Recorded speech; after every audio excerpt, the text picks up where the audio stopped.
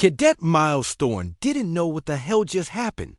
One moment, he was leaning casually against the bulkhead of the ECS Vanguard, grinning like an idiot at the newest alien exchange officer, a tall, feline-featured warrior from the Pirati system.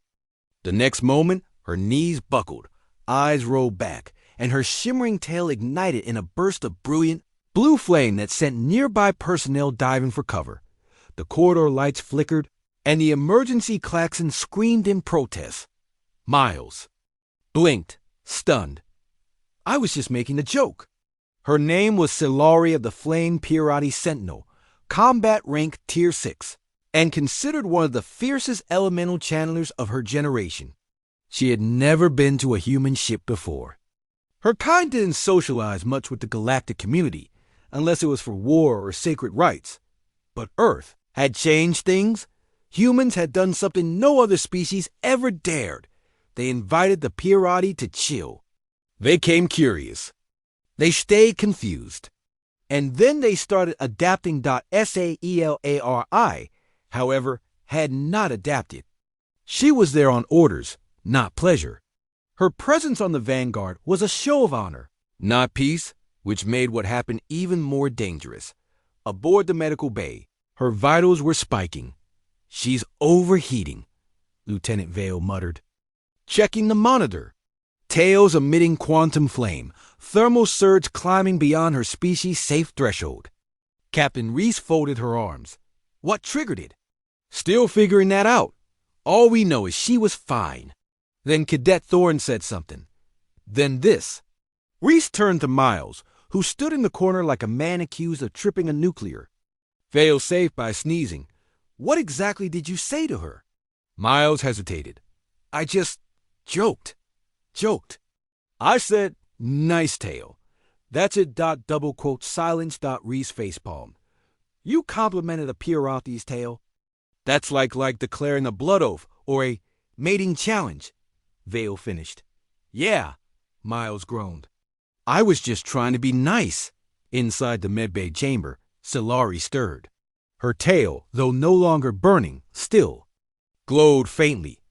Her voice was a slow hiss, each syllable edged with molten heat. He said the words. Reese leaned in. What words, Sentinel? Silari's eyes snapped open. The tail right. Ancient words. Long forbiddens. What nice? Tail? Miles asked from the back. Silari's gaze locked onto him. You spoke them. He raised his hands. Ma'am, I was just being friendly on Earth. We compliment people. Her ears twitched. You invoke sacred fire with humor? That tracks for humans, Vale muttered. Silari sat upright, her body trembling with restrained energy. Among my people, those words initiate the Flame Pact, a bond of combat and heart triggered, only when a warrior's soul recognizes a worthy match. Miles blinked. Wait, so you're saying, I am bound, she said. To you? The ship council convened. There were a few options.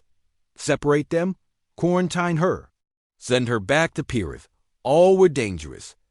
You don't just break a flame pact, Silari said, now calm but firm. It is life deep. If severe without ceremony, I burn.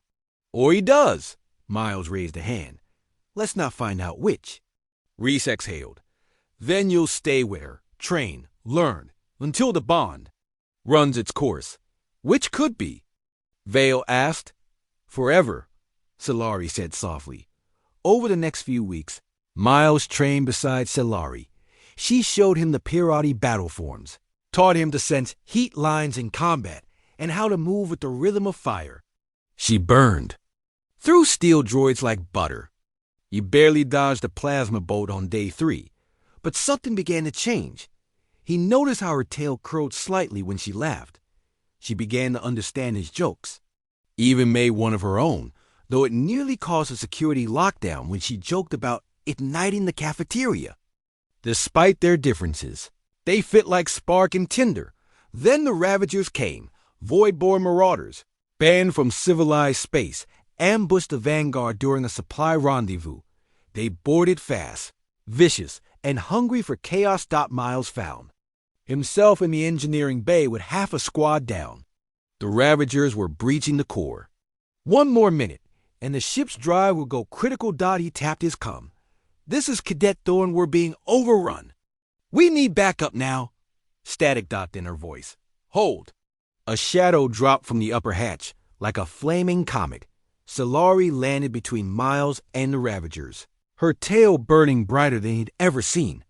She looked back at him once, something fierce and ancient in her eyes. You called me, she whispered. Then the flames surged. Blue inferno engulfed the corridor. Ravagers screamed. The metal walls pulsed with heat, but did not melt. She controlled the fire. It danced with precision, vengeance, and clarity. Miles watched as a warrior bonded by flame and fate became a force of nature. After the battle, the ship was safe, but different stories spread fast. Of the PRLT flame sentinel who ignited at a human's joke. Of how she didn't burn him, but burned for him. Miles sat beside her in the mess hall a week later. Hey, he said, nudging her. Still think I'm an idiot for complimenting your tale? She looked at him, her voice softer now. You didn't compliment it. You called it. And you? She smiled barely. I answered.